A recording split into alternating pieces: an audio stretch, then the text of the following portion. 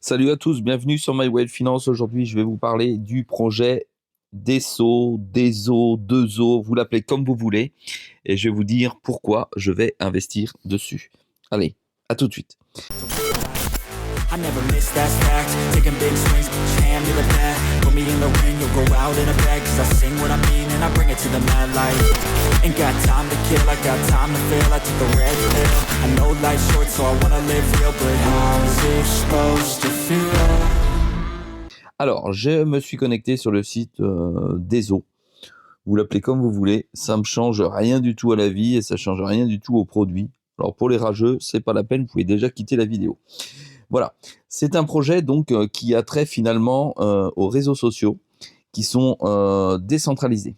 Alors ce qu'il faut bien comprendre, c'est qu'aujourd'hui, on est plutôt dans une industrie des médias sociaux centralisés, où lorsque l'on publie sur Facebook, Instagram, je sais pas, YouTube, Twitter, quoi qu'il arrive, nos contenus sont centralisés.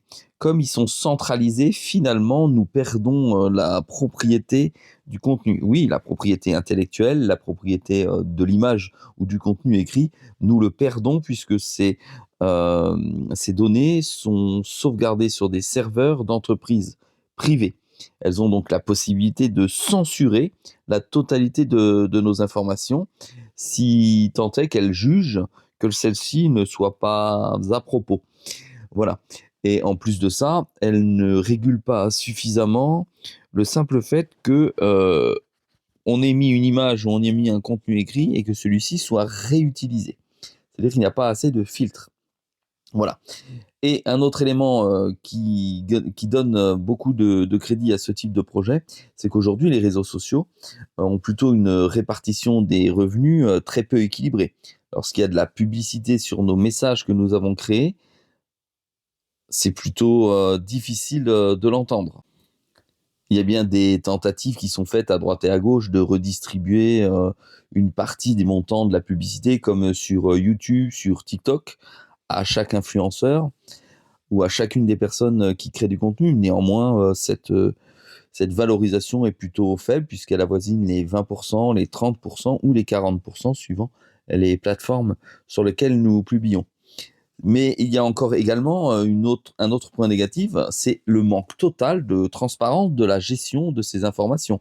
On ne sait pas pourquoi on arrive devant une autre information, on ne sait pas pourquoi on arrive devant un autre influenceur, on n'a aucune explication concernant l'algorithme. Ça, c'est également plutôt gênant. Et la dernière chose qui donne plutôt un point positif au projet décentralisé des réseaux sociaux, c'est qu'effectivement, sur les réseaux centralisés, il y a beaucoup de faux comptes.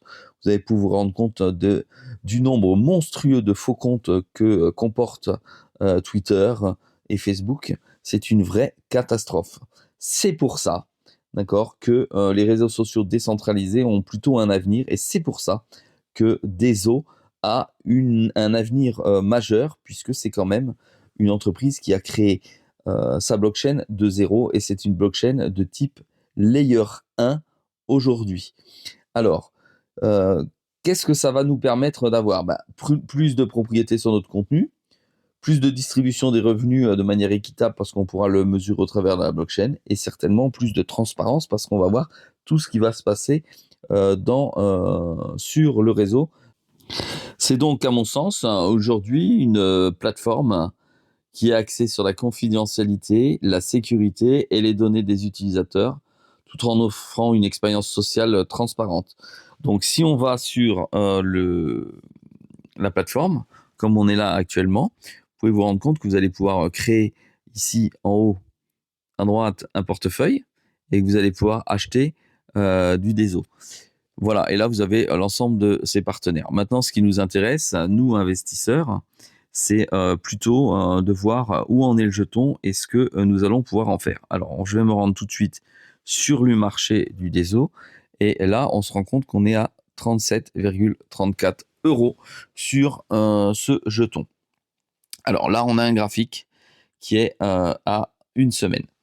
D'accord? Ici, on a effectivement le marché qui a brusquement monté ces derniers jours avec un volume, certes, faible. Donc on peut le remarquer, le volume reste faible par rapport à c'est-à-dire du mois de juillet au mois de décembre 2023. Ouais, le volume n'a pratiquement pas changé. Et on remarque que même pendant la forte impulsion, ce volume a très très peu changé. Pourtant, le prix est fortement monté ces dernières 24 heures, 3,42% et plus de 45%. Alors on va aller voir. 263% en 90 jours et 9,23%. Je crois que j'avais regardé, on était à 40-45% dans les 3 dernières semaines. Voilà pour le jeton. Le jeton a une offre maximale de 10,80 millions de pesos et le plus haut est de 437,65 euros. Vous vous rendez compte, ici, on a un potentiel sur ce qui s'est déjà passé de x10. C'est ça que ça veut dire. Regardez le marché. Voilà où il est aujourd'hui. Si on le rapporte, donc là je me suis mis en un mois, il est monté déjà énormément. Alors là c'est une mèche, faut pas 400 et quelques, faut pas prendre non plus ça en compte. Mais il est monté énormément et comme il y a plutôt un engouement aujourd'hui sur la décentralisation et notamment sur les réseaux sociaux, je pense que ça peut faire un beau couple de marché. On voit qu'il a du mal à péter ici. Regardez, il a du mal, il tente, il redescend, mais on a plutôt une bonne configuration.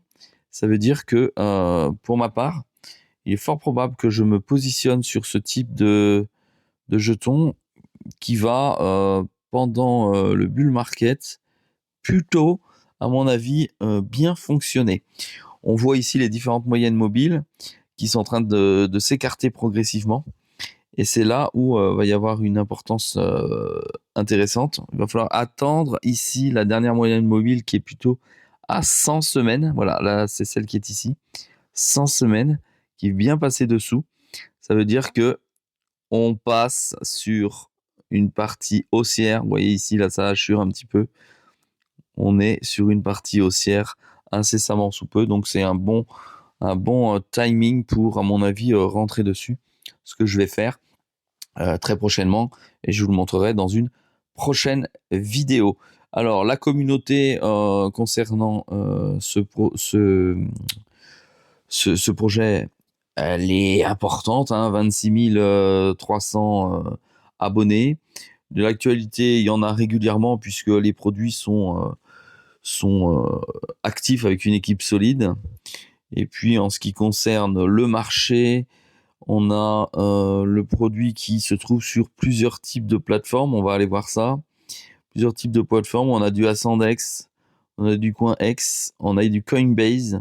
Donc ça, c'est intéressant. Et on n'a naturellement pas encore de grosses plateformes. D'accord ? On n'a pas de KuCoin, on n'a pas de Bybit dessus.